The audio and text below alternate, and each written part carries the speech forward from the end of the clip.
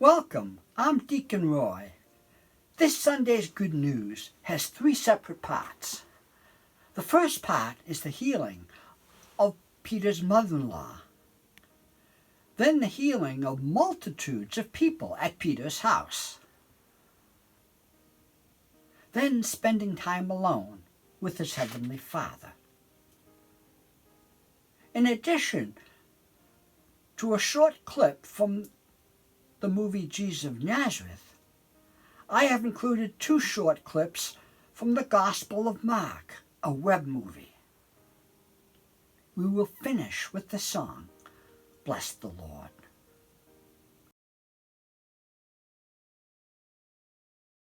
Immediately, when they had come out of the synagogue, they came into the house of Simon and Andrew with James and John. Now Simon's wife's mother lay sick with a fever, and immediately they told him about her. He came and took her by the hand and raised her up. The fever left her, and she served them. They brought to him all who were sick, and those who were possessed by demons. All the city was gathered together at the door. My house will not hold any more people! Please! Please! My father is ill, I want the last of the Jews! Up, lift him up!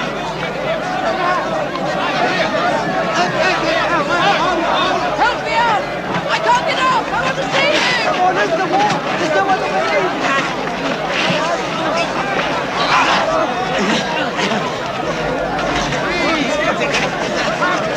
He's here, next to me! There are too many already! Keep back! Keep back! There's no more room! He healed many who were sick with various diseases, and cast out many demons. Early in the morning, while it was still dark, he rose up and went out, and departed into a deserted place, and prayed there. Simon and those who were with him followed after him, and they found him and told him, "Everyone is looking for you." He said to them, "Let's go elsewhere into the next towns, that I may preach there also, because I came out for this reason." He went into their synagogues throughout all Galilee, preaching and casting out demons.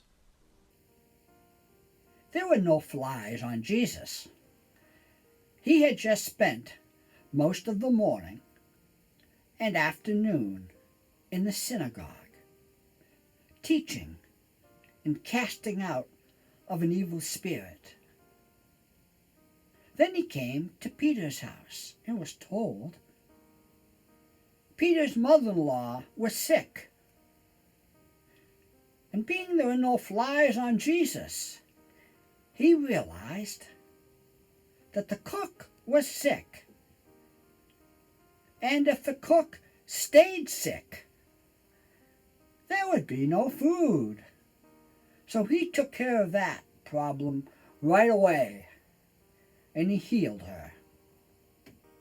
This was one of the three keys to Jesus' daily life in today's gospel.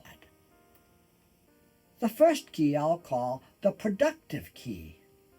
By productive, I mean Jesus was doing what the Father wanted him to do, doing the daily works of the Father. He was introducing God's people into the reign of God, demonstrating the power and love of the Father with his curing and freeing of God's people.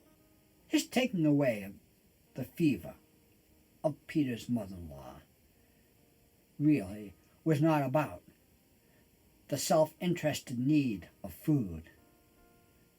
It was demonstrating the compassion of God and allowing her to be productive in one of the roles of her life.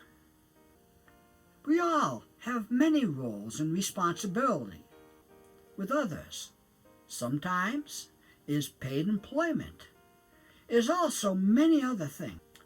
For the first 30 or so years of Jesus' life, the Father had him doing other things, other than his active mission. After the mother-in-law was made well, Jesus was inundated at Peter's house with the crowds. Remember that in the movie? That was his public work of God. At times he had very little privacy, but he never seemed to consider the crowds a nuisance. His main concern was to make them right with God. Rising very early before dawn, he left and went out to a deserted place where he prayed. That is the second key. Jesus' private life with his Heavenly Father. He drew energy and direction from that time. And he encouraged his disciples to do the same. When you pray, go to your inner room, close the door, and pray to your Father in secret. His main concern for us in prayer is not to know the right word, but to know the right person, God. Even the Our Father, which Jesus gave to his disciples at their request, because they wanted something concrete to pray, was not so much the right words to say, but reminding them of the attitudes and actions that were consistent with being children of God. Now Simon and those with him, finding Jesus at prayer in a deserted place, leads to the third key of his ministry. Jesus' disciples. He told them, "Let us go on to the nearby villages, that I may preach there also." Jesus was not a one-man band. He was a person who was one with his band, his disciples. He was one in genuine relationship with them and shared his mission with them. Although he was obviously more in tune with doing the Father's will than they were at that point, he knew their potential. Jesus knows our potential. The most important aspect of the reign of God is continuous growth in knowing God and being made to be like God. Simply said, there are three keys in today's gospel for Jesus and for us, is to do the daily works of God, to spend time with God, and to be part of the people of God. Those allow us full participation in the reign of God.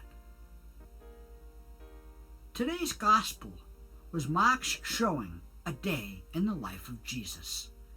We will finish this session with a song that emphasizes the starting and keeping a day in the presence of God. The song is known as "Bless the Lord."